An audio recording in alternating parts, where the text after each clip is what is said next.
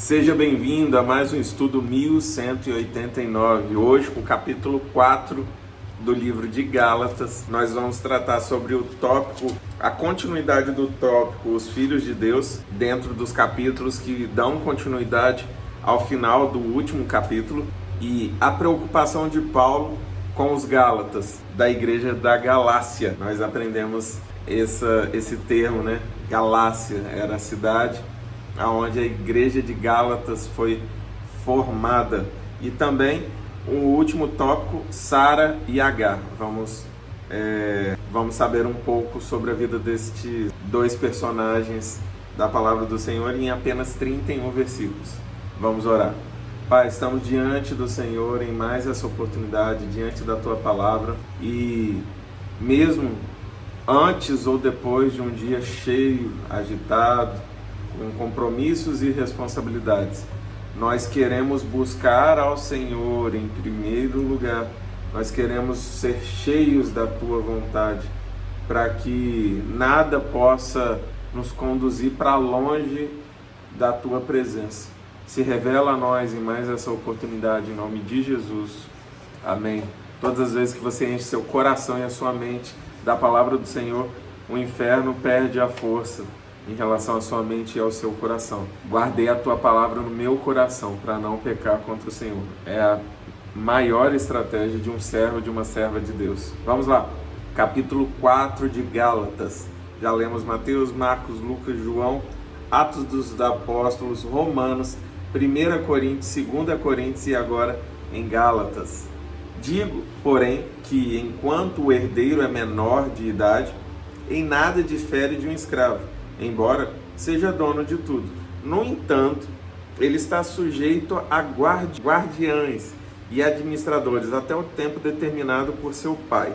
Assim, também nós, quando éramos menores, estávamos escravizados aos princípios elementares do mundo. Mas quando chegou a plenitude do tempo, Deus enviou seu Filho, nascido de mulher, nascido debaixo da lei, a fim de redimir os que estavam sob a lei, para que recebêssemos a adoção de filhos. E porque vocês são filhos, Deus enviou o Espírito de seu Filho ao coração de vocês. E ele clama, Abba, Pai. Assim você já não é mais escravo, mas filho. E por ser filho, Deus também o tornou herdeiro. Então, somos co-herdeiros, somos filhos por adoção. E chegou o tempo em que a lei se encerra e a graça nos aperfeiçoa, nos aproxima daquilo que o Senhor tem sonhado ao nosso respeito. Você tem a identidade de filho, de filha. Esse é o princípio para tudo aquilo que o Senhor quer nos ministrar. Continuando. Antes, quando vocês não conheciam a Deus, eram escravos daqueles que por natureza não são deuses, mas agora conhecendo a Deus, ou melhor, sendo por Ele conhecidos, como é que estão voltando àqueles mesmos princípios elementares fracos e sem poder? Querem ser escravizados por eles outra vez? Vocês estão observando dias especiais, meses, ocasiões específicas e anos?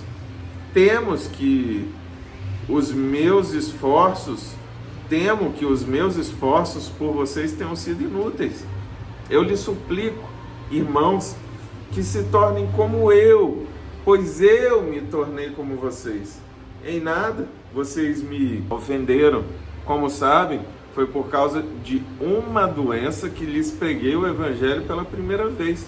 Embora a minha doença lhes tenha sido uma provocação, vocês não me trataram com desprezo ou desdém, ao contrário, receberam-me como se eu fosse um anjo de Deus, como o próprio Cristo Jesus.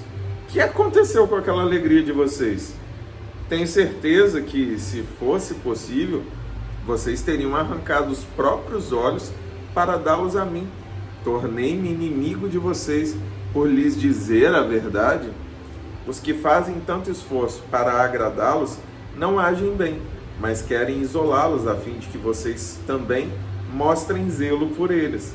É bom sempre ser zeloso pelo bem, e não apenas quando estou presente, meus filhos, novamente estou sofrendo dores de parto por sua causa, até que Cristo seja formado em vocês.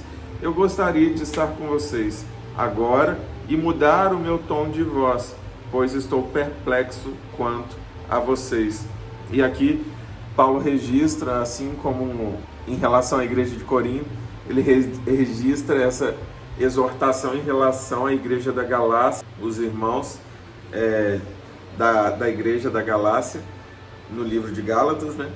E ele explica o quanto ele deseja que eles se empenhem nas práticas da fé e não a velhos costumes. Talvez diante de outros líderes que estavam subvertendo o coração deles, e ele exorta através dessas palavras a respeito dessa preocupação que ele nutria pelos irmãos gálatas. Digam-me vocês, os que querem estar debaixo da lei, acaso vocês não ouvem a lei?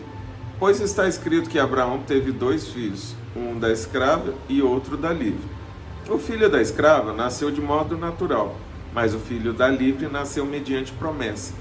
Isto é usado aqui como uma ilustração. Estas mulheres representam 2 alianças.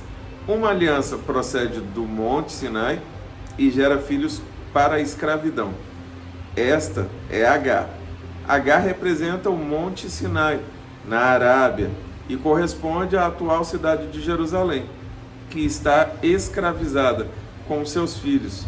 Mas a Jerusalém do alto é livre e é a nossa mãe, pois está escrito: regozije-se, ó estéril. Você que nunca teve um filho, grite de alegria. Você que nunca esteve em trabalho de parto, porque mais são os filhos da mulher abandonada do que os daquela que tem marido. Vocês, irmãos, são filhos da promessa, como Isaque. Naquele tempo, o filho nascido de modo natural perseguiu o filho nascido segundo o Espírito. O mesmo acontece agora. Mas o que diz a Escritura? Mande embora a escrava e o seu filho, porque o filho da escrava jamais será herdeiro com o filho da livre. Portanto, irmãos, não somos filhos da escrava, mas da livre. Aqui fala sobre Sara e Agar, mulheres de Abraão, porém Agar era escrava pertencente a Sara. E como Sara já era velha e queria dar um filho a Abraão, havia um costume no meio deles de que a escrava poderia se deitar com seu senhor para ter filhos, e eles seriam considerados filhos da esposa, da principal. Então, através desse ato de falta de fé de Sara, Agar teve Ismael, e depois nasce Isaque, que era o filho da promessa de Sara. E aí Paulo usa essa analogia para explicar que nós somos filhos da promessa, sujeitos agora debaixo da graça, da misericórdia de Deus. Os filhos naturais, vamos dizer assim, somos filhos da escrava. Os filhos da escrava são aqueles que estão debaixo da lei, da escravidão da lei, sujeito a regras, a coisas que são limitadoras, que impedem que nós vejamos ao Senhor. Que você não permita que a letra te mate. E a Bíblia fala isso, a letra mata, mas é o Espírito que traz a vida através dessa letra. Então, ler a palavra fora dessa orientação vai te produzir angústia, vai te produzir dúvida. Que você lê debaixo do Espírito do Senhor para que te produza vida. E aqui, uma instrução linda que existe, uma reflexão muito bonita que existe na vida de Sara e Agar, é que o erro que elas cometeram, que Sara cometeu, trouxe prejuízo para Israel até os tempos de hoje. A faixa de Gaza é a discussão que existe dos descendentes de Ismael, que são o filho da escrava, e os descendentes de Isaque, que são os filhos de Sara, Israel. Logo, se você pegar ali toda aquela composição ali, os árabes e todo esse Oriente ali, você vai ver que existe uma briga de famílias, que eles querem aquela terra porque o pai deles é Abraão.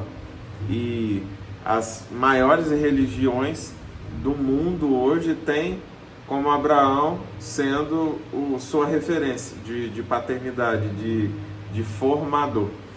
Que você não se deixe contaminar pela ansiedade do cumprimento da promessa. É uma instrução muito linda, baseada nesse contexto. E que você permita que o Senhor possa ser, de fato, o seu guia em todo o tempo. Por mais que você sinta que a palavra está atrasada, que você tenha paciência, que você se deixe moldar e não queira as coisas através da sua força, da sua própria justiça, do seu orgulho, das suas práticas religiosas. Não é o muito fazer, é o fazer de forma certa, com o sentimento certo. Que você faça com o sentimento certo. Aí tudo que você fizer, sem dúvidas, vai surtir o efeito que é aquilo que o Senhor deseja. E o que eu desejo para você, para sua casa, para sua família toda, seus amigos, é que Deus te abençoe, em nome de Jesus.